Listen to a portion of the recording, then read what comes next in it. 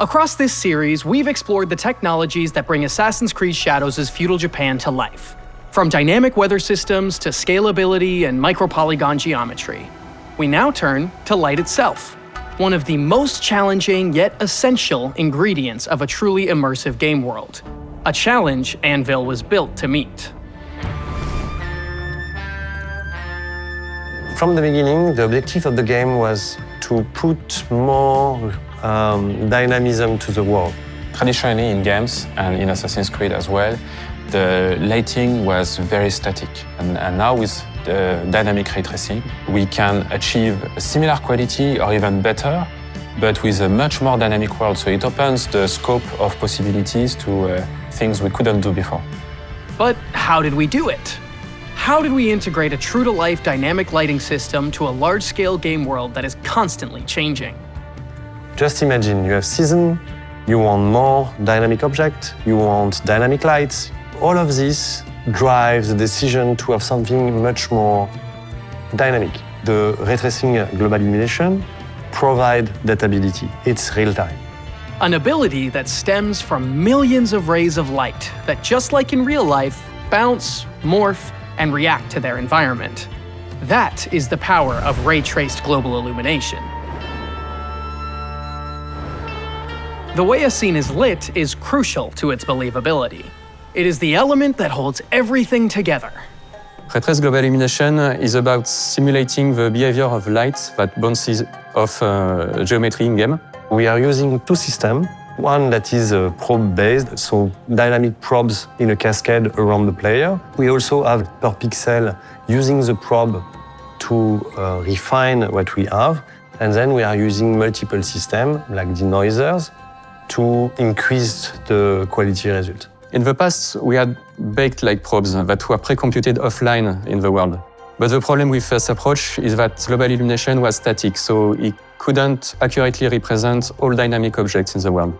For example, if you stand in a house and you open the door, the lighting won't be affected by this. But with dynamic ray tracing, then once you open the door, all the lighting, all the environment adapts to the scene, and then it looks more believable and more grounded.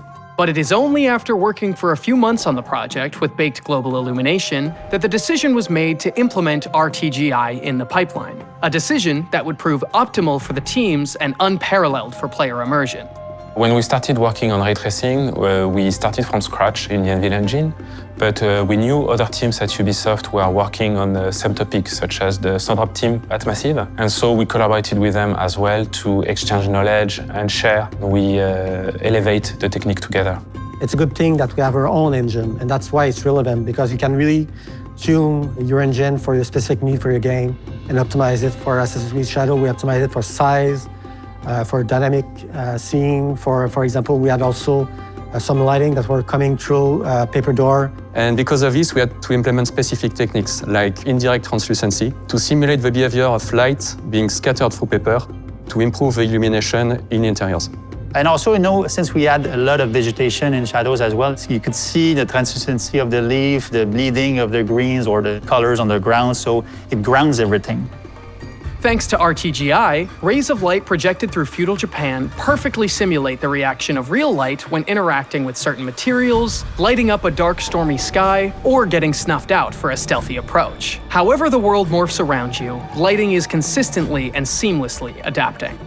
Lighting quality definitely improves the player's immersion, because every element of the game feels properly integrated in the environment, and that's important that the world feels coherent and natural to the player. Some people say that it's just about look, and it is about look, but having something that is really pushing the boundary on the visual quality, I think it's really helped the immersion. And in a way, it can help the player to be really inside the story and live it better. Anvil's ray-traced global illumination technology brings never-before-seen coherence and adaptability to a world of massive scale. To me, ray traced global illumination is the future, and we'll keep improving this technology on future games because it offers many advantages compared to previous technologies. The barriers set by past lighting technology have been broken. With real-time, physically based lighting, Assassin's Creed's worlds emerge with a renewed sense of place, dynamic, reactive, and grounded in history. With Anvil enabling its ambitions, the future of the franchise looks particularly bright.